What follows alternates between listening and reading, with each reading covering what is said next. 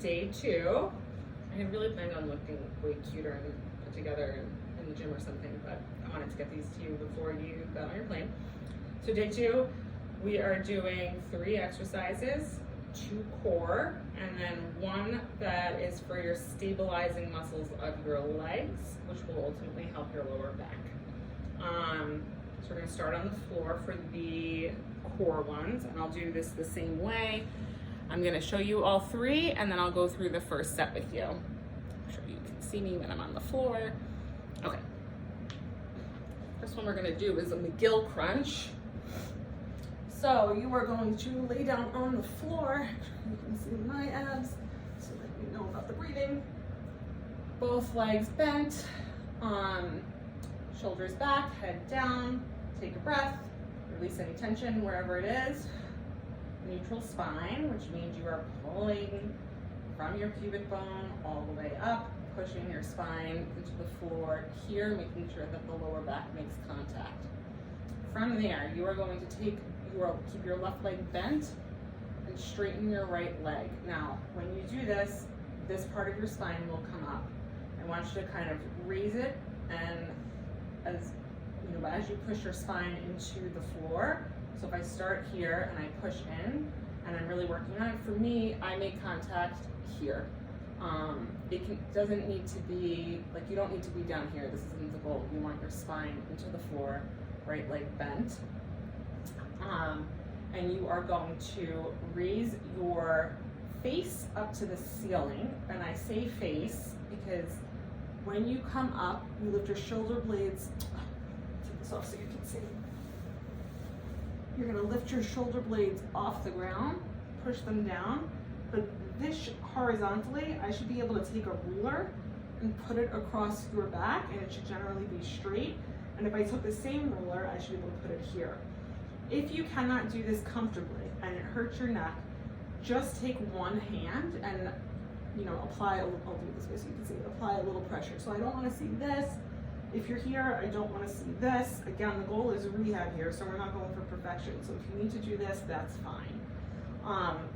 And you are going to, from that, you're gonna pull up, hold for just 5, back down, and then we're gonna do the other leg. I'll go through them all with you. So that's gonna be exercise 1. Exercise 2 is gonna be a bicycle crunch, not the way you typically do them. Again, spine into the ground, knees at a 90-degree angle. Lifting up from here. Once you lift up, so when you're here, there will be a little bit of an arch. That's okay, because once you lift up, your spine should press into the ground. Hands at the back of your head, not clasped. We're not holding our head. This is like a big mistake that people make.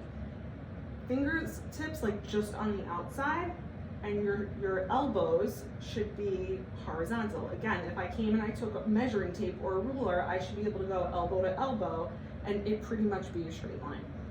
So shoulders come off the ground. You are now going to go from left knee to right shoulder.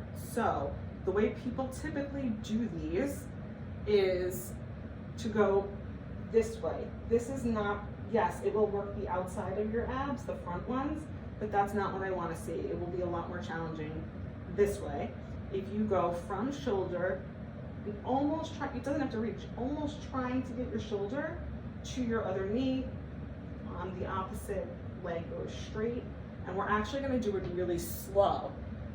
So again, the goal here is to really feel this on the internal muscles. So that's going to be our second exercise. We're going to get up, and our third one, make sure you can see me here. I really should probably put you horizontal. I will do that. Let's see if I can get you horizontal. Nope, this way. Nope. Nope. Where the hell am I? Let's see if that... No, that won't matter. Sorry, technical difficulties. All right, I'm just gonna do it this way, and I will talk you through it. So we're just gonna do a wall sit. Heels to wall, shoulders to wall, touching the wall, neutral spine. As you come down, we're gonna go into a squat position. As you come down, So like when I stand like this, I can get my hand all the way through. That's okay here. But as you start to come down and sit into a squat, you're gonna wanna move your lower back into the wall and push it in. As much as you can, try to get completely parallel with shoulders, like your whole spine should be touching. If you can't go all the way down and you start to get an arch, just stop there. But the goal is to get all the way down. You can just hold this here, working up to 1 minute. So if you need to break it, if you start to lose form, your legs are shaking too much, break it, come back down until you hit a minute. If this is not challenging for you, you can lift one leg up. You'll feel it more into, obviously into the other leg, and then you alternate. You should be feeling this, not in your back, because your back is supported. So you should literally be burning right here, and your quads should also be burning. That's how you'll know you're doing it right. So, I will do round 1 with you, and then you're going to repeat it. McGill crunch. Here we go. You ready? Look at this, we're working out together. You're all the way in Israel, we're working out together. Love it. Now I have to put it back down. Okay.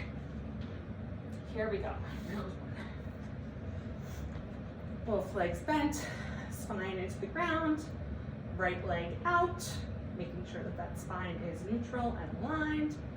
And we are going to pull our head and our neck up. 1, 2, 3, 4, 5. Come down. Make sure your neck is okay. Make sure you don't need that hand. If you do, that's fine. Come back up. 1, 2, 3, 4, 5. Back down. We're going to do that 2 more times. Leg out, come up. 1, 2, 3, 4, 5. Head down. Other leg out. Come back up. 1, 2, 3, 4, 5, and down. This one I'm going to show you what it would look like with the hand support. Hand goes on the, you're going to do the opposite hand if you're supporting. 1, 2, 3, 4, 5, down and switch. 1, 2, 3, 4, 5. And that is the first exercise into our bicycles. Fingertips on the outside of the head.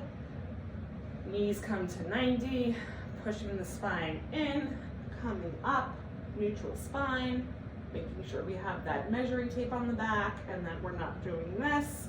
And we are going to go from from shoulder to knee, nice and slow. We're going to do 20 of them. Here we go. These suck. 1, 2, 3. Do not go faster than me. 4, 5, 6, 7. You're gonna be really want to put your elbow there instead, making sure that you go shoulder and are pulling from your shoulder. You should feel it right on the side internally. People say how do I have the lines on the side? It's from this. You should feel it from the top to the bottom, the entire area. You suck. 15, 14, 16. My counting is always off. Sometimes you get less, sometimes you get more. Let's call it there. And now we are up to our wall sits.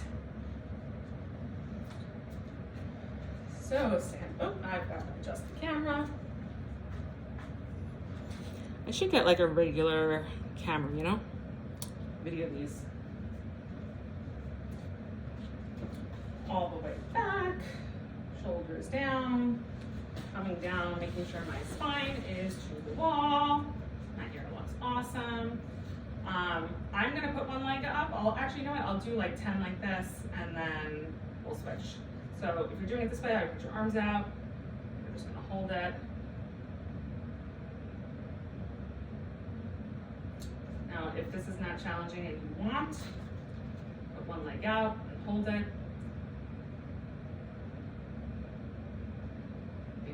breathing and switch.